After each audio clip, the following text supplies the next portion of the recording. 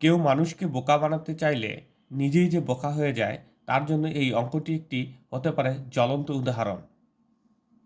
প্রশ্নে বলা আছে, এক দোকানদার কোনো পণ্যের নির্দিষ্ট মূল্যের উপর 20% দাম বাড়িয়ে লেখেন এবং ক্রেতাকে তারপর 20% ছাড় দেন। মোটের উপর শতকরা লাভ বা ক্ষতি কী হবে? আপাতত দৃষ্টিতে অঙ্কটা পড়লে মনে হবে এখানে লাভ বা ক্ষতি কিছুই হবে না, কিন্তু বিষয়টা তা না। এখানে বিক্রেতার ক্ষতি হবে। দেখুন কিভাবে। আমরা মনে করি পণ্যটির দাম ছিল 100 টাকা। এখান থেকে সে 20% বাড়িয়ে লিখবে। 20% বাড়িয়ে লিখলে দেখা যাবে এটার দাম হবে 120 টাকা লেখা থাকবে। এখন এই 120 টাকার উপর বিক্রেতা আবার বলছে 20% ছাড় দেবে। তাহলে 20% কি হবে?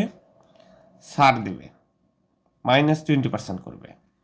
আচ্ছা, এখন দেখুন এই যে 120-এ 20% ইকুয়াল টু কত হয়?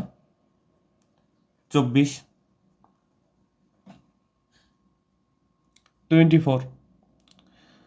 তাহলে 120 থেকে যদি আমরা 24 মাইনাস করি, তাহলে এর এখন দাম দাঁড়াবে কত? 96। আলটিমেটলি এই বেচারার ক্ষতি হলো কত? আমরা মাইনাস করি, তাহলে ক্ষতি হলো 4%।